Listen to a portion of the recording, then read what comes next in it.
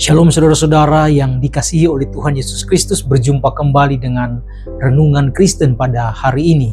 Sebelum kita membaca dan merenungkan firman Tuhan, mari kita berdoa. Bapa di surga, terima kasih untuk kesempatan yang Tuhan berikan bagi kami, untuk kami membaca dan merenungkan firman-Mu. Buka hati dan pikiran kami supaya kami mengerti, memahami firman-Mu, dan terlebih kami menjadi pelaku firman-Mu melalui pertolongan kuasa Roh Kudus. Berbicara bagi kami dalam nama Tuhan Yesus, kami berdoa dan mengucap syukur. Haleluya. Amin. Saudara-saudara, Amsal pasal 10 ayat yang keempat dikatakan di sana, tangan yang lamban membuat miskin, tetapi tangan orang rajin menjadikan kaya. Tema kita pada hari ini yaitu berkat di balik kerajinan. Saudara, ada banyak orang yang meminta, berdoa, kemudian meminta kepada Tuhan, tetapi berapa banyak yang lupa bahwa Tuhan sering menyalurkan berkat-Nya melalui tangan yang bekerja dan rajin. Jadi jangan berharap meskipun sudah berdoa, terus berkat datang dengan sendirinya. Dalam konteks semau kita, tidak mau bekerja, malas dan hanya berharap sesuatu tanpa bekerja. Saudara, kitab Amsal adalah kitab hikmat yang sangat praktis, di mana mengajarkan bagaimana iman kepada Tuhan itu diwujudkan dalam kehidupan setiap hari atau sehari-hari. Dan Amsal pasal 10 ayat yang keempat, saudara, di mana ayat ini tidak hanya berbicara tentang kekayaan materi, tetapi juga tentang sikap hati, tentang tanggung jawab dan tentang ketaatan kepada prinsip-prinsip yang Tuhan tetapkan dan tentukan kepada kita sebagai orang yang percaya kepadanya. Saudara, kemiskinan dan kekayaan dalam perspektif Alkitab bukan semata-mata soal uang, melainkan buah dari bagaimana keputusan dan pilihan hidup kita untuk maju, untuk bertumbuh dan mencapai harapan. Ada beberapa hal yang kita pelajari dari kitab Amsal ini, saudara. Yang pertama, tangan yang lamban. Tangan yang lamban ini adalah sikap yang menghambat berkat. Tangan yang lamban dikatakan membuat miskin. Nah, saudara, tangan yang lamban di sini bukan sekedar malas secara fisik, tapi dikatakan tangan yang lamban dalam pengertian itu menunda-nunda tanggung jawab, tidak disiplin, tidak setia pada hal yang kecil, dan mengharapkan hasil tanpa ada usaha, tanpa ada kerja di sana. Bahkan istilah lamban yang dipakai ini menjelaskan sesuatu atau kelalaian, sesuatu yang lalai, yang lebih lagi dipakai istilah penipuan atau pengkhianatan. Artinya tangan yang penuh penipuan dan tangan yang penuh dengan pengkhianatan. Saudara, orang yang lamban sering memiliki banyak alasan. Orang yang malas sering memiliki banyak alasan, dan sedikit tindakan.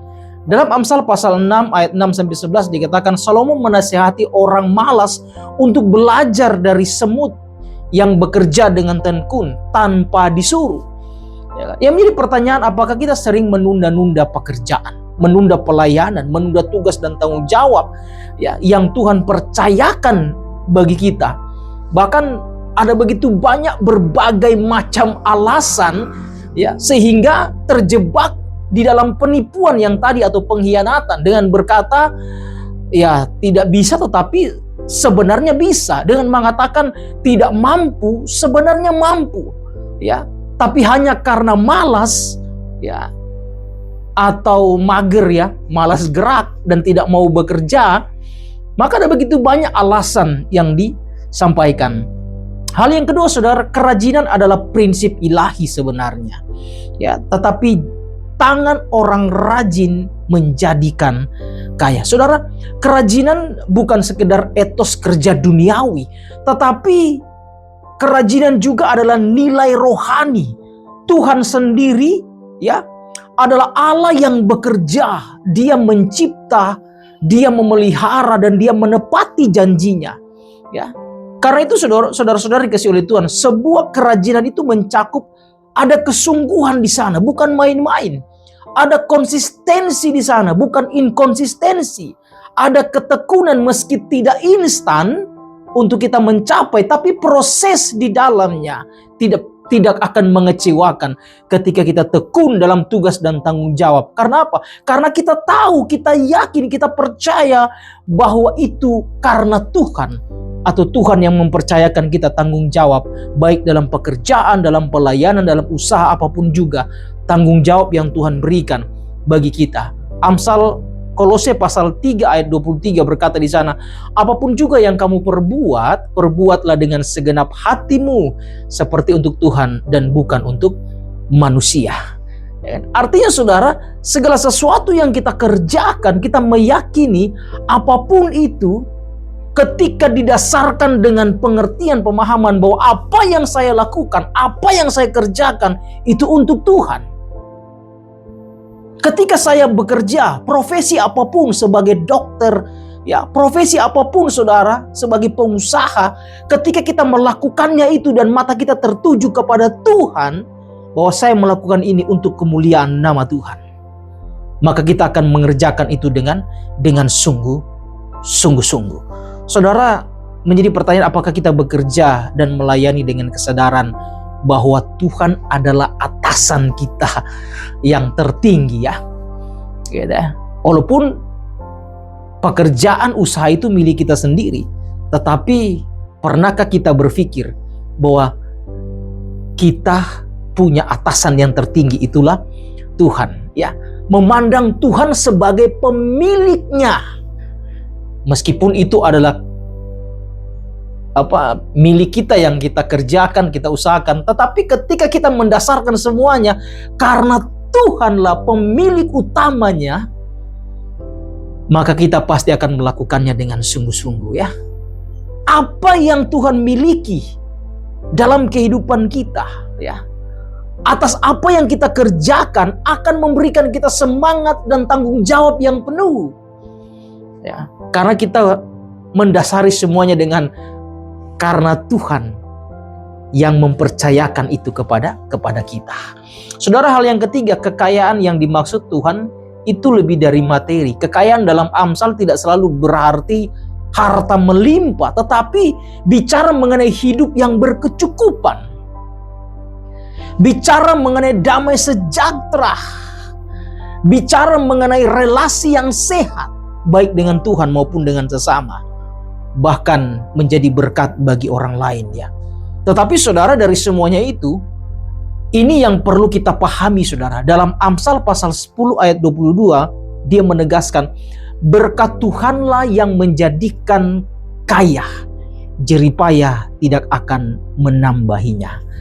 Ya, artinya saudara, kerajinan itu membuka jalan bagi berkat Tuhan. Sekali lagi saudara, kerajinan itu membuka jalan bagi berkat Tuhan. Ya, tetapi yang menjadi inti di sini, Tuhanlah sumber utama dari berkat itu. Haleluya saudara. Ya, dari segala yang kita miliki, dari segala berkat dan keberhasilan kita, Tuhan sebagai sumber utama dari semuanya itu. Ya. Nah, saudara-saudara dikasih oleh Tuhan, karena itu apakah kita mengukur keberhasilan hanya dari uang atau dari materi, ya, atau dari hidup yang berkenan kepada Tuhan? Karena meyakini bahwa apa yang saya miliki, ya, itu bukan hanya semata-mata hasil dari kerja keras saya, tetapi melalui hasil kerja keras saya, melalui kerajinan saya, melalui apa yang saya kerjakan, itu membuka berkat keberhasilan, ya, dari Tuhan. Karena sumber utama dari semua itu, berkat keberhasilan, kesuksesan, itu daripada Tuhan. Nah saudara, hal yang keempat, kerajinan membentuk karakter. Ketika kita rajin, bukan hanya berkat yang kita dapat, tetapi karakter kita dibentuk di sana. Orang rajin bukan hanya menuai hasil, tetapi juga dibentuk karakternya.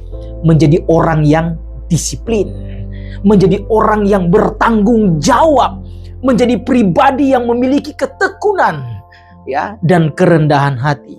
Roma pasal 12 ayat 11 berkata di sana, janganlah hendaknya kerajinanmu kendor, biarlah rohmu menyala-nyala dan layanilah Tuhan, ya.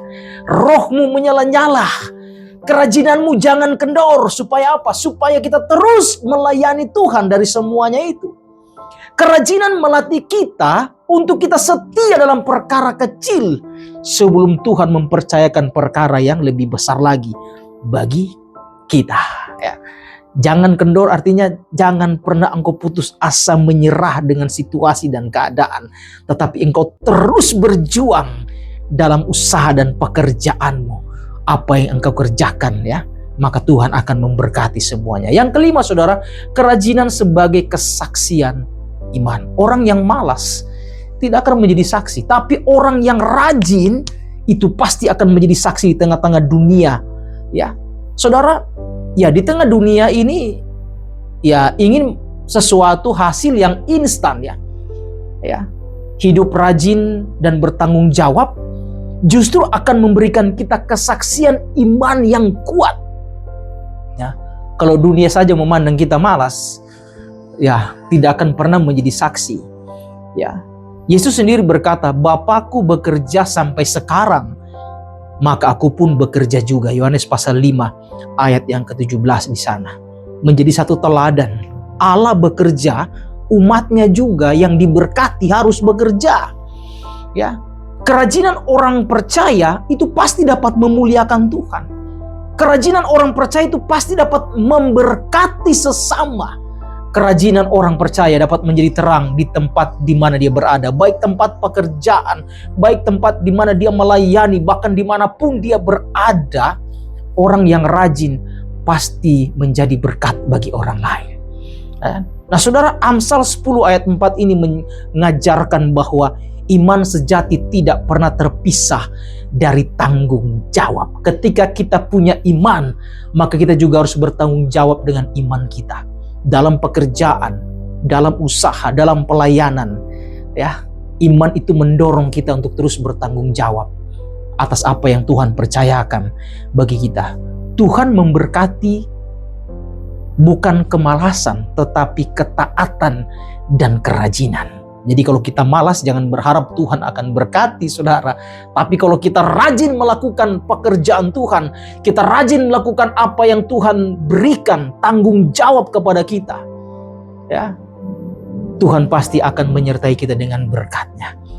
Tangan yang rajin bukan hanya membawa berkat bagi diri sendiri, tetapi juga menjadi saluran berkat bagi orang lain atau orang banyak. Karena itu saudara, marilah kita merenungkan, apakah hidup kita ditandai oleh kerajinan atau kemalasan? Apakah tangan kita dipakai Tuhan untuk memuliakan nama-Nya, ya, atau hanya berdiam tanpa berbuat sesuatu bagi diri sendiri, terlebih berbuat sesuatu bagi Tuhan? Dan kiranya Tuhan menolong kita untuk memiliki tangan yang rajin dan hati yang takut akan Tuhan, sehingga hidup kita berbuah dan diberkati oleh Tuhan. Tuhan Yesus memberkati kita semua. Amin. Mari kita berdoa. Tuhan, terima kasih. Tuhan mengajarkan kami supaya kami bukan menjadi orang yang malas, tetapi kami menjadi orang yang rajin di dalam Kristus. Dalam pekerjaan, dalam usaha, tanggung jawab apapun, terlebih dalam pelayanan yang Tuhan percayakan bagi kami, sehingga Tuhan itu membentuk karakter kami menjadi orang yang disiplin, bahkan menjadi berkat dan kesaksian bagi orang-orang di sekitar ini. Terima kasih Tuhan, terpujilah nama-Mu, kami bersyukur untuk firman-Mu. Di dalam nama Tuhan Yesus kami berdoa, haleluya, amin. Tuhan Yesus memberkati kita semuanya. Shalom.